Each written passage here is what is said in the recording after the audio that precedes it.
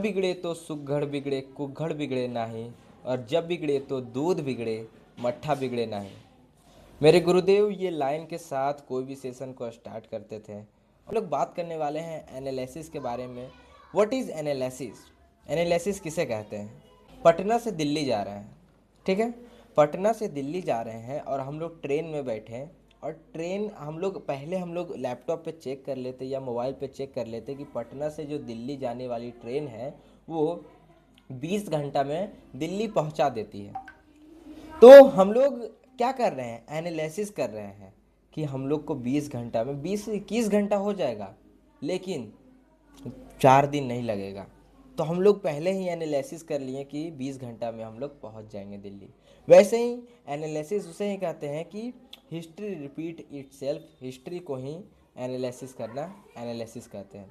देखिए एनालिसिस क्या होता है। एनालिसिस 3 प्रकार का होता है। पहला होता है फंडामेंटल एनालिसिस, दूसरा होता है टेक्निकल एनालिसिस, और तीसरा होता है मेंटल एनालिसिस। फंडामेंटल एनालिसिस होता है 5%, यानी कि जो भी फंडामेंटल स्टॉक कैसे चूज करें, स्टॉक में क्या क्या क्राइटेरिया होना चाहिए, मार्केट कैप कितना होना चाहिए, FIDII कितना होना चाहिए, वो हम लोग बात करेंगे अगली वीडियो में फंडामेंटल एनालिसिस के बारे में। दूसरा होता है टेक्निकल एनालिसिस जो कि 10% होता है, और तीसरा मेंटल एनालिसिस जो कि 85% होता है।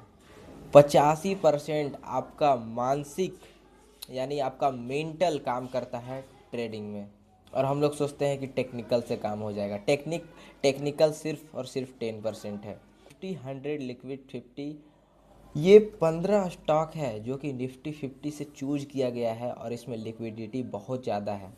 जब तक बाज़ार हिलेगा नहीं तब तक बाज़ार में कुछ मिलेगा नहीं। मेरे गुरुदेव का ये लाइन है, और ये बहुत छोटा लाइन है, लेकिन ये लाइन बहुत इम्पॉर्टेंट है। अगर वॉच लिस्ट को बढ़ाना चाहते हैं अपना, तो निफ्टी 50 में जा सकते हैं। When to enter, where to enter, when to exit, where to exit. 5 phase में अपने ट्रेडिंग जर्नी को शुरुआत करते हैं। 5 फेज़ से आपको गुजरना पड़ेगा, तभी आप सक्सेसफुल ट्रेडर बन सकते हैं। पहला, ह्यूज लॉस। देखिए ह्यूज लॉस, सारा लोग तो ऑप्शन करके बैठे हुए हैं, और ऑप्शन करने के बाद ह्यूज लॉस हो ही जाता है। ह्यूज लॉस के बाद स्मॉल लॉस, छोटा छोटा स्टॉप लॉस होना स्टार्ट हो जाता है, और स्टॉप लॉस के बाद ब्रेक इवन यानी कि हम लोग ब्रेक इवन में आ जाते हैं। और चौथा, स्मॉल प्रॉफिट, छोटा छोटा प्रॉफिट होना स्टार्ट हो जाता है।